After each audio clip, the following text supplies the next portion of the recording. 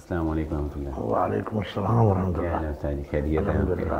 اللہ تعالیٰ آپ کو خوش رکھے۔ بہت شکریہ، آپ نے وقت دیا۔ نہیں، یہ ہمارا اپنا پروگرام ہے انشاءاللہ۔ بہت شکریہ جی، ضرور، بہت شکریہ، تھینک یو۔ اچھا سر جی، ہمارے معاشرے کے اندر یہ چیز دیکھنے میں نظر آ رہی ہے کہ دینی مسائل کے اوپر ایک طرف تو ٹرینڈ یہ ہے کہ لوگ لبرلزم کی طرف جا رہے ہیں، یعنی بہت زیادہ نرمی پیدا کرنے کی کوشش کرتے ہیں۔ ظاہر ہے کہ اس نرمی کے بھی کچھ نقصانات ہیں کہ وہ دین کی جو اصل بنیاد ہے، جو اصل اساس ہے، اس سے بھی وہ جو ہے وہ ہٹ جاتے ہیں۔ اچھا، لیکن اگر اس کے مقابلے میں ہم دوسری طرف دیکھیں تو ان لوگوں کی بھی کچھ کمی نہیں ہے کہ جو دین کے معاملے میں بہت زیادہ سخت مزاجی، بہت زیادہ شدت اختیار کر جاتے ہیں۔ تو میں یہ سمجھتا ہوں کہ آپ کا جو ماشاءاللہ ایک تجربہ ہے اور آپ اس بات کو اپنے مزاج کی مناسبت سے بھی سمجھتے ہیں، تو ذرا اس بات پہ رہنمائی فرمائیے گا کہ کہاں پر دین کے معاملے میں ہمیں سخت ہو جانا چاہیے، یعنی وہ کون سے ایسے پوائنٹ ہیں کہ جہاں پر آپ کہتے ہیں کہ جی نہیں، بس یہاں پہ تو جان بھی جائے تو جائے، لیکن ہم نے یہاں سے کمپرومائز نہیں کرنا۔ اچھا، لیکن وہ کون سی ایسی باتیں ہیں، وہ کون سے ایسے مسائل ہیں، وہ کون سے ایسے معاملات ہیں کہ جن میں انسان کو نرمی اختیار کرنی چاہیے، ریلیکسیشن جو ہے وہ دینی چاہیے؟ اس کی تھوڑی سی وضاحت کریں۔ بسم اللہ الرحمن الرحیم۔ بلا صاحب، آپ نے ایک سلگتا ہوا سوال کیا ہے۔ یہ دین میں نہیں ہے، گھروں میں بھی ہو چکا ہے، سیاست میں بھی ہو چکا ہے، بلکہ پورا معاشرہ جو ہمارا ہے وہ انہی دو انتہاؤں میں پہنچ چکا ہے۔ چنانچہ اس کا نتیجہ یہ ہے کہ آپ دیکھیں گے کہ جو لوگ لبرلزم کی طرف دعوت دیتے ہیں، ایک بہت بڑا طبقہ ان کی طرف چلا جاتا ہے۔ اسی طرح جو لوگ بڑے سخت مسائل بیان کرتے ہیں، سخت لب و لہجہ اختیار کرتے ہیں، بہت بڑا طبقہ ان کی طرف آ جاتا ہے۔ اور وہ لوگ جو خیر الامور اوسطھا، جی جی، وسطیت کے یا اعتدال کے اوپر رہتے ہیں، ان کے اوپر کہا جاتا ہے یہ دوغلے ہیں، یہ منافق ہیں، یہ سیدھا مسئلہ ہی نہیں بیان کرتے، گول مول سا مسئلہ بیان کر دیتے ہیں، جیسے کہ وہ نیوٹرل ہونا بھی اب تو ایک ڈرم بن گیا۔ اچھا، اب دیکھیں، کچھ مسائل ہیں توحید کے اور سنت کے، نمازوں کے، فرضیت کے، نمازوں کی تعداد ہے، اور روزے ہیں، حج ہے، زکوٰۃ ہے، حلال ہے، حرام ہے۔ اب نبی علیہ السلام نے فرمایا کہ جو حلال ہے وہ بھی واضح ہے، جو حرام ہے وہ بھی واضح ہے۔ اب مسئلہ رہ جاتا ہے کہ وہ مسائل جن میں کوئی قطعی نصوص نہیں ہے، یا نص تو موجود ہے لیکن اس سے کئی مفہوم آدمی نکال سکتا ہے۔ میں آپ کو اس کی ایک چھوٹی سی مثال دیتا ہوں۔ ایک دفعہ مجھ سے ایک آدمی پوچھنے لگا کہ یہ گناہ صغیرہ کی کوئی مثال دیں مجھے کہ یہ کام گناہ صغیرہ ہے۔ اچھا، میں نے کہا کہ یار اس کی مثال یہ ہے کہ آدمی مسجد میں گیا اور تحیۃ المسجد پڑھے بغیر بیٹھ گیا، تحیۃ المسجد نہیں پڑھے تو بیٹھ گیا۔ اچھا، وہ کہنے لگا، ایک کہنے لگا یہ گناہ ہے، دوسرا کہنے لگا یہ تو واجب ہے، یہ چھوڑ دیا اس نے۔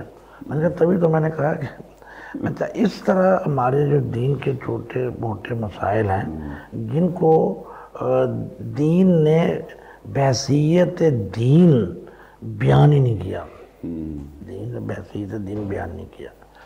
اگر ہمارا دیندار طبقہ یا طلباء جو دین پڑھ رہے ہیں، یا وہ لوگ جو مساجد میں دروس میں علماء کے ساتھ بیٹھتے ہیں یا دینی تنظیموں کے ساتھ وابستہ ہیں، وہ صرف ایک حدیث اس کے اوپر غور کر لیں تو میرے خیال میں اتنا بڑا مسئلہ آسانی سے حل ہو جاتا ہے۔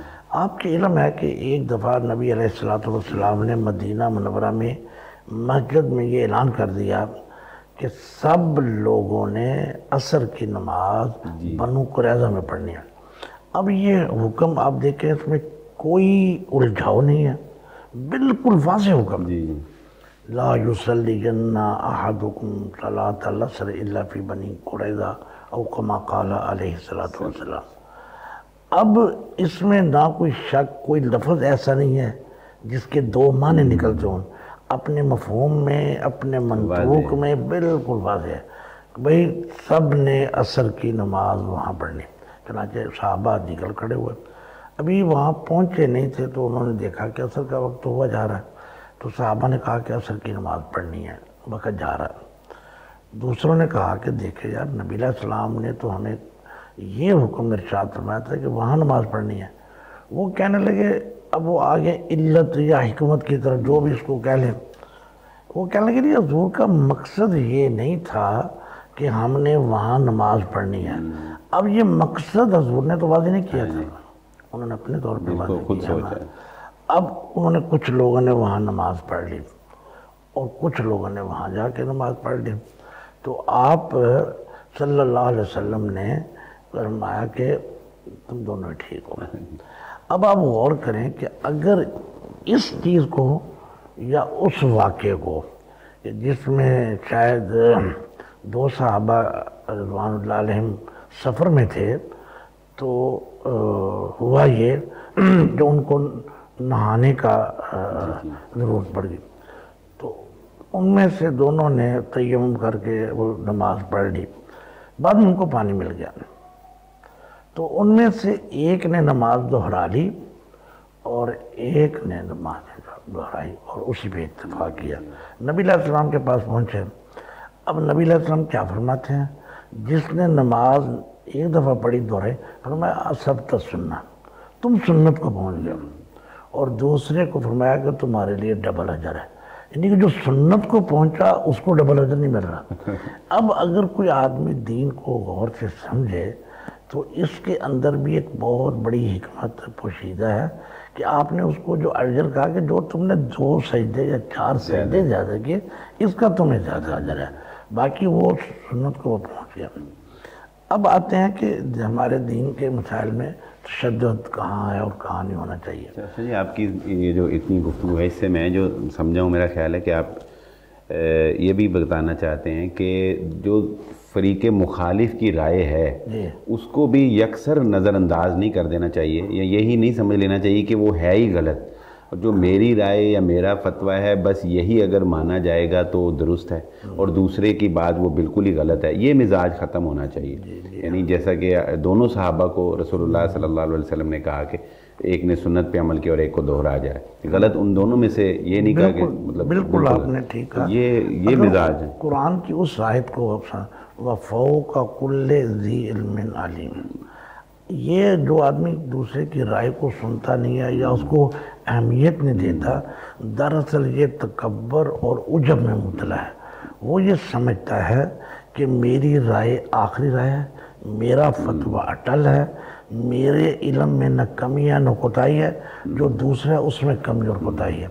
اور میرے خیال میں یہ عجب اور تکبر یا گھمنڈ علم کا ہو یا منصب کا ہو، یہ ساری چیزیں معاشرے میں فرسٹریشن پیدا کرتی ہیں، اور اس سے جی بغیر وجہ کے ہمیں دوسرے کی نیت پہ بھی شک نہیں کرنا چاہیے، یعنی ہم یہی سمجھتے ہیں کہ وہ بدنیتی سے یہ فتویٰ بتا رہا ہے، اس کی نیت میں فتور ہے، یعنی یہ خام خواہ خود سے ہی یہ گیس نہیں کر لینا چاہیے کہ اس کی نیت میں فرق ہے، بھی ہو سکتا ہے اس کا فہم ہی ایسا ہو، اس کو سمجھ ہی ایسے آئی ہو۔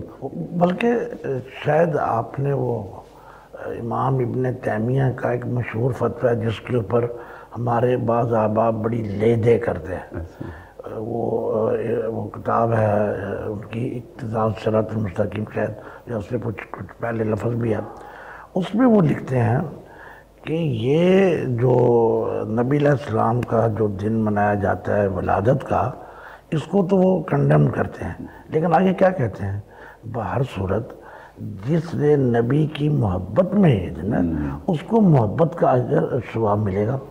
اب یہ ہے جو آپ نے کہا کہ جو آدمی کر رہا ہے کام، کیا وہ نبی کی مخالفت میں کر رہا ہے، وہ جان بوجھ کے کر رہا ہے؟ اس میں ایک بہت بڑا ایک دفعہ میرے ساتھ مسئلہ ہو، ہم نے ایک حدیث پڑھی جب میں پڑھتا تھا، جس میں آتا ہے کہ نبی علیہ السلام نے نماز پڑھائی صلاۃ الاستسقاء، کہ بارش نہیں ہوتی تو نماز پڑھتے ہیں، تو ان دنوں میں فقہ بھی پڑھ رہا تھا اس جامعہ میں، تو فقہ میں لکھا کہ شاید امام ابو حنیفہ رحمۃ اللہ علیہ کا یا احناف کا فتویٰ ہے کہ نماز لیست بسنہ، اس استسقاء میں نماز سنت نہیں ہے۔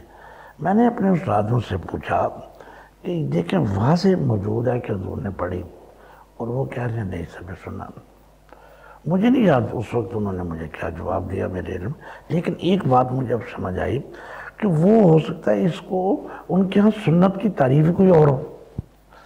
جیسے بعض روایتوں میں آتا ہے کسی نے حضرت عائشہ رضی اللہ تعالیٰ عنہ سے پوچھا، حضور جب عمرہ کے لیے حج کے لیے آتے تھے تو رات مکہ سے باہر ایک جگہ پہ بسر کرتے تھے، ابتاح بولتے ہیں اس کو جگہ، کہتے ہیں یہ سنت ہے، کہتے ہیں یہ سنت نہیں ہے، حالانکہ حضور وہاں ٹھہرے ہیں۔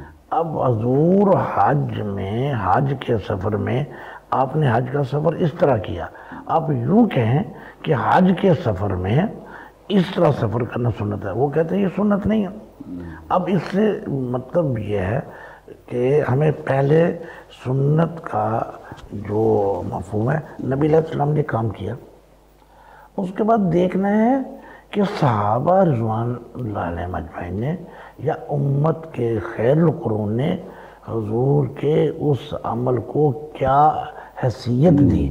اگر اس زمانے کے لوگوں نے یعنی خیر القرون صحابہ اکرام خلفائے راشدین نے اس عمل کو ایک ایسا عمل قرار دیا کہ پوری امت عمل کر رہی ہے، اس زمانے سے عمل کر رہی ہے، ہم کہیں گے ہاں یہ اسٹیبلش ہے، یہ دین کا اسٹیبلش حکم ہے، کرنا چاہیے۔ لیکن ایک کام نبی علیہ السلام نے کیا اور ہم اس کو نہ کریں، بلکہ ایک حدیث بڑی زبردست ہے، اللہ اکبر، وہ حضرت عائشہ فرماتی ہیں کہ نبی علیہ السلام نے کوئی کام کیا اور لوگوں کو رخصت بھی دے دی کہ یہ کام کرو، پھر کچھ لوگوں نے وہ کام نہ کیا، حضور نے کیا اور لوگوں کا تم بھی کر رہو، پھر لوگوں نے اس میں ہیزیٹیٹ کیا، تردد کیا، تو حضور نے بہت سخت الفاظ استعمال فرمائے۔ انہوں نے اپنے سمجھا کہ یہ شاید اس طرح ہے یا حضور کا خاصہ ہے۔ اسی طرح حضور کے کسی ایسے عمل کو جو ایک خالص مستحب قسم کا عمل تھا، اس کو اس تواتر اور اس پابندی اور اس کے اوپر اتنا بیان کر کے کہ لوگ سمجھیں کہ اب یہ لازمی ہے، لازم، اس کو بھی شاہ ولی اللہ رحمۃ اللہ علیہ نے حجت البالغہ میں بڑے اچھے طریقے سے بیان کیا کہ یہ عمل نہیں۔ اسی طرح کسی کام کو بلا وجہ جو ہے چھوڑ دینا، یہ بھی دین میں یہ جو تشدد پھیلتا ہے، میرے خیال میں یہ صرف ضد بازی ہے، ورنہ پتہ ہوتا ہے یار اس کے پاس دلیل ہے، اس کے پاس دلیل ہے، لیکن چونکہ وہ مسجدوں میں بھی عصبیت پائی جاتی ہے، مدارس میں بھی اور افراد میں بھی، لیکن غور کریں کہ ہم مسجد میں جھڑتے ہیں لیکن کاروبار ہم اکٹھا کر رہے ہیں، کاروبار بھی تو دین ہے، دین سمجھ کے۔ اس طرح شادیاں بھی ہماری ہوتی ہیں، ہم پھر جنازے بھی پڑھتے ہیں، شادیوں میں بھی جاتے ہیں، لیکن بات وہی ہے کہ دین میں وہاں سخت۔ اب دیکھیں ایک چھوٹا سا نقطہ میں بتاتا ہوں آپ کو کہ ہمارے کہتے ہیں فلاں کے پیچھے نماز نہیں ہوتی، فلاں کے پیچھے نماز نہیں ہوتی، فلاں کے پیچھے نماز نہیں ہوتی۔ مجھ سے بھی لوگ پوچھتے ہیں کہ ان کے پیچھے، میں کہا یار مجھے نا پورے ذخیرہ حدیث میں یہ مسئلہ کہیں بیان ہوتا وہ نظر ہی نہیں آیا سوائے ایک کے، وہ بھی بڑی عجیب بات ہے۔ آپ علیہ السلام نے ایک شخص کو دیکھا کہ وہ نماز پڑھ رہا تھا یا پڑھا رہا تھا، اس نے قبلے کی طرف منہ کر کے تھوک دیا۔ آپ نے فرمایا کہ آئندہ سے یہ آدمی جماعت نہیں کروائے گا۔ پھر وہ آدمی آیا جماعت کروانے لگا تو لوگوں نے اسے روک دیا۔ تو یہ تو ایک چیز ملتی ہے، اس کے علاوہ تو نہیں مجھے کوئی ملتی، لیکن نماز دہرانے کا وہاں بھی حکم نہیں دیا۔ بالکل صحیح۔ تو اسی طرح ان چیزوں نے نا، یہ بات آپ کی درست ہے جی، لیکن یہاں میں آپ کی اس بات کو، اس کو بھی نظر انداز نہیں کیا جا سکتا کہ ہمارے معاشرے میں سال ہر سال سے جو لوگوں کو ہم نے بتا دیا ہے یا سال ہر سال سے جس مسئلے میں ہم نے جو رائے اختیار کر لی ہے، اب ہم اس رائے سے واپس پلٹ آئیں، یہ ہمارے اندر حوصلہ نہیں ہے۔ مطلب ایک مزاج یہ بھی بن چکا ہے کہ چونکہ ہمارے ائمہ یا جن کو ہم فالو کر رہے ہیں سال ہر سال سے، صدیوں سے، وہ جس بات کو سمجھ رہے تھے، اب ہم اس سے اپوزٹ کوئی بات سمجھیں، یا انہوں نے جو واقعہ بیان کر دیا یا انہوں نے اپنا کوئی خواب بیان کر دیا، اب ہم کہیں کہ وہ غلط ہے یا ہم اس کے مخالف کوئی، یعنی یہ اتنا آسان نہیں ہے کہ ہم اس کو قبول کر لیں۔ اب آپ غور کریں کہ ہمارے بہت سے جید علماء، ان کا یہ کہنا ہے کہ دعائے قنوت جو ہے وطروں میں رکوع سے پہلے کرنی ہے، بہتر ہی ہے، لیکن ہمارے بزرگ کہتے ہیں برسات اور رات سے ہم نے بچپن سے لے کر آج تک رکوع کے بعد کیا، وہ اس کو اتنی جلدی ماننے کے لیے تیار نہیں۔ اسی طرح ہمارے بعض علماء نے، شاید مولانا عبدالرؤف صاحب کویت والے، انہوں نے بھی لکھا ہے کہ جنازہ آہستہ پڑھنا زیادہ افضل ہے۔ اب کوئی کرتا ہے؟ کر سکتے ہی نہیں ہے، الا کہ کوئی شاذ و نادر کسی اہل حدیث آدمی نے کیا ہو یا کسی دوسرے نے تو، لیکن جو لوگ اونچی پڑھتے ہیں وہ اونچی ہی پڑھتے ہیں، اگر وہاں کوئی آہستہ پڑھے تو اس کے گلے پڑ جائیں گے، اور جو آہستہ پڑھتے ہیں وہاں اونچی پڑھے تو اب یہ ہے جو آپ نے کہا کہ عرصہ دراز سے تو گویا نتیجہ یہ نکلا ہم دلائل پہ نہیں کام کرتے، ہم جو اپنی تہذیبی وراثت یا روایات یا مذہبی اس کے اوپر ہی چلتے ہیں۔ ان چیزوں کی ضرورت ہے۔ میں آپ سے گزارش کروں گا کہ آپ اپنے اس چینل یا اس ٹی وی چینل کی وساطت سے لوگوں کی تربیت اس طریقے سے کریں کہ ہمارے ہاں کیا ہوتا ہے کہ اگر کوئی آدمی جنازے میں صرف 4 مسنون دعائیں پڑھے جو صحیح سند سے ثابت ہیں، وہ دارالسلام والوں نے چھاپے بھی ہیں، اب وہ 4 دعائیں اگر پڑھیں تو 1 یا 1.5 منٹ لگتا ہے اگر آدمی ایک مرتبہ پڑھے۔ اب آپ دیکھیں فاتحہ پڑھے تو 30 سیکنڈ لگتے ہیں، درود شریف کے اوپر 30 سیکنڈ لگتے ہیں، آہستہ سے پڑھا جائے، ان دعاؤں کے اوپر 2 منٹ لگتے ہیں۔ اب اگر کوئی آدمی 3 منٹ کا جنازہ پڑھا دے، اور کہ میں نے سنت کے مطابق پڑھا ہے، لوگ دوبارہ اس سے جنازہ نہیں پڑھوائیں گے، کیونکہ چھوڑو یار یہ تو جنازہ اس کو پڑھانا نہیں آتا۔ یہ وہ آپ کی بات ہے کہ ہم نے چونکہ قوم کو ایک چیز کے اوپر لگا دیا ہے، اب کوئی عالم وہ سوچتا ہے کہ اگر میں نے کیا مجھ سے تو لوگوں نے جنازہ نہیں پڑھا، لوگ باتیں کریں گے۔ اچھا، یہاں لوگوں کو کھڑے ہونا چاہیے اور بتانا چاہیے کہ ہمارے پیارے نبی علیہ السلام نے جو مسنون دعائیں، ہم یہ نہیں کہتے دوسری پڑھنے کو منع ہے، لیکن اس کو اس طریقے سے لازم قرار دے دینا، اور جو آدمی 4 منٹ کا یا 3 منٹ کا جنازہ پڑھائے اس کو تان کرنا۔ یار اگر نبی علیہ السلام کی مسنون دعائیں پڑھ کر وہ ہماری میت کی بخشش نہیں ہوتی تو پھر ہماری باقی دعاؤں سے ہونی ہے۔ جی بالکل سر جی، اصل میں نا یہ آپ دیکھیں گے ماضی میں آپ تو ماشاءاللہ اس سے وابستہ رہے ہیں کہ ہم اسی یعنی شدت کی وجہ سے اور اس مزاج کی وجہ سے ہمارے ہاں ہم کسی بھی آنے والی نئی چیز کو ہم نے فوراً قبول نہیں کیا، ٹھیک ہے، ہمیں تھوڑا وقت لگا، پہلے ہم نے اس کی مخالفت کی، پھر جب ہمیں پتہ چلا کہ نہیں یہ اب چیز جو ہے زیادہ ہماری پہنچ سے باہر ہو گئی، ہماری رسائی نہیں رہی، پھر ہم نے اس کو قبول کرنا شروع کیا، پھر ہم کافی لیٹ ہو چکے تھے۔ تو اسی طرح مثلا وہ دور بھی ہم نے دیکھا کہ جب آپ کے مدارس کے اندر یہ کالر بین جو ہے یہ کاٹ دیے جاتے تھے، ٹھیک ہے، بچوں کی جو ہے وہ بال کاٹ دیے جاتے تھے، اس کو بے دینی میں نے بھی پہنا ہے۔ مجھے بڑے لوگ کہتے ہیں کہ آپ یہ جو میرے دوست ہیں یہ آپ عیسائیوں کا لباس کیوں پہنتے ہیں؟ آپ غور کریں، اس کو عیسائیوں کا لباس قرار دے دیا گیا، یہ اس طرح کی۔ اچھا، پھر اس میں آپ دیکھیں گے ڈاکٹر ذاکر نائک حافظ اللہ، انہوں نے ایک بہت ٹرینڈ چینج کیا، مگر نہ برے صغیر میں پینٹ شرٹ جو ہے اس کو پہننا بھی انگریزوں کا لباس، اور اس پہ بھی فتوے لگتے تھے، اور ٹائی تو گویا وہ تو حرام ہی مطلب تھا، ممکن ہی نہیں تھا کہ کوئی بندہ دیندار بندہ جو ہے وہ ٹائی لگا لے۔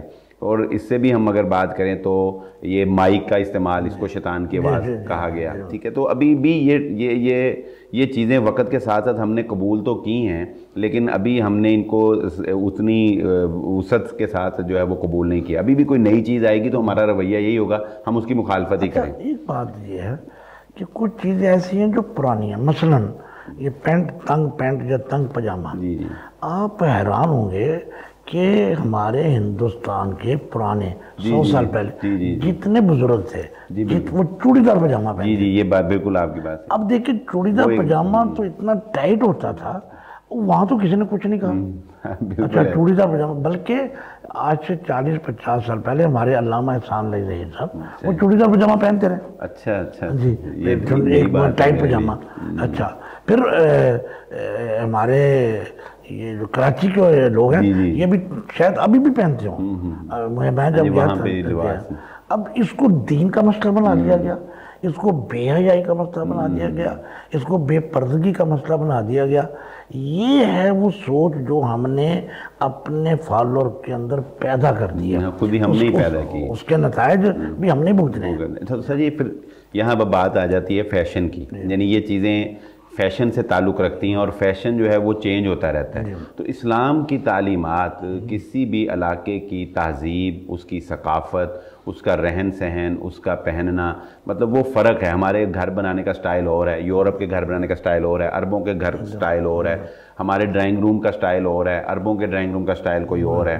تو یہ جو سٹائل تبدیل ہیں علاقائی اور تہذیب کے، ثقافت کے لحاظ سے، اسلام ان کے بارے میں کیا کہتا ہے؟ مطلب کتنی سختی کرتا ہے؟ مطلب جیسے اب عربوں کے ہاں لال رومال پہننا، یہ اور وہ جو اوقال پہنتے ہیں، اب یہ ان کا فیشن ہے، مطلب اس کا کوئی مذہبی لباس سے تو تعلق نہیں، فیشن.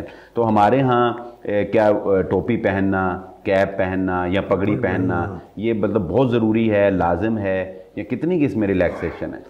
دیکھیں پہلی بات تو یہ ہے کہ تہذیب اور روایت یہ ہر 50 سال کے بعد بدل جاتی ہے. یہ ایک جو تہذیب کا ایک اصول ہے. اچھا دوسری بات ہے جو آپ نے فرمائی کہ فیشن، دیکھیں کیا کسی حدیث میں آیا ہے کہ فیشن منع ہے؟ اسلام نے اصول بیان کر دی ہیں. بالکل ان اصولوں کے تحت آپ نے چلنا ہے. اس اصول میں کوئی فیشن آ جائے، اگر وہ ہر فیشن کو دیکھیں گے، کیا قرآن و سنت کی کسی نص کی مخالفت ہو رہی ہے تو ہم کر دیں گے، ورنہ نہیں. اب جو آپ نے باتیں بیان کی، اب آپ خود سوچیں کہ کیا آج سے یہ جو آپ نے اس کی بیان کی مائک کی، اور میرے ذہن میں یہ فوٹو کی بھی آ رہی تھی. جی بالکل یہ بھی ہے. اچھا میں آپ کو ایک بات بتاتا ہوں کہ ہمارے بڑے بھائی نے جب مکان بنانا شروع کیا آج سے 30-40 سال پہلے، تو کہنے لگے کہ میں نے کمرے کے اندر ہی بنانا ہے وہ باتھ روم. اٹیچ بات. ہماری بوڑھی عورتیں کہنے لگی پورے کمرے سے بو کھلار نہیں تم. پھر انہوں نے ایک حدیث بھی بیان کی کہ حضور نے فرمایا کہ جس جگہ پیشاب پڑا ہوتا ہے، اگرچہ وہ حدیث بعد میں نے پڑھا وہ سند کے اعتبار سے، لیکن اتنا یہ تو ہم تو وہ کہنے لگے کہ ہم تو گھر کے بھی دور سین کے کونے میں بناتے تھے، ہم بھی گھر کے کونے میں بناتے تھے. تو اب وہ جناب اس میں اب دیکھیں وہ چونکہ ایک عجیب سوچ ڈیولپ ہے نا کہ ہر نئی چیز کی. پھر کیا ہوا، میرے بڑے بھائی نے کہا کہ میں نے یہاں ایک اس کو نا یہ جو دوسرا ہوتا ہے بیٹھنے والا کموڈ، اس کو کہتے ہیں انگریزی، وہاں بھی یہی کہتے ہیں یہ دبئی میں بھی. وہ کہتے ہیں میں نے یہ بنانا ہے. اچھا کہتے ہیں اچھا اب انگریزی باتھ روم ہمارے گھروں میں آ گئے، یہ تو انگریزوں کی. اچھا اب آپ غور کریں یہ سوچ ڈیولپ کیوں ہوئی؟ یہ سوچ ڈیولپ کیوں ہوئی؟ اس کی وجہ یہ ہے کہ ہم ہر نئی چیز کو سب سے پہلے کنڈم کر دیتے ہیں. بلکہ ایک فارسی کا شعر ہے، فارسی میں پڑھی تو وہ کہتے ہیں کند ناداں آنچے کند دانا.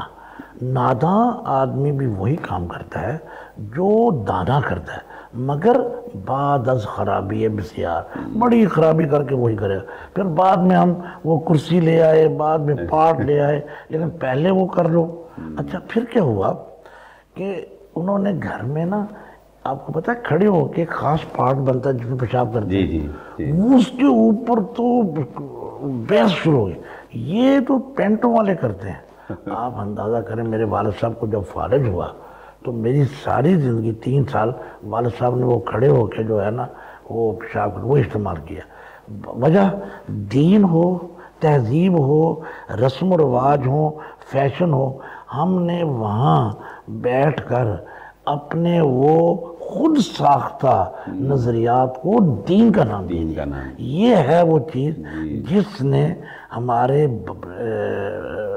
سو کالڈ علماء، میں کہہ دیتا ہوں کہ جنہوں نے اس کو دین کے اندر شامل کر دیا۔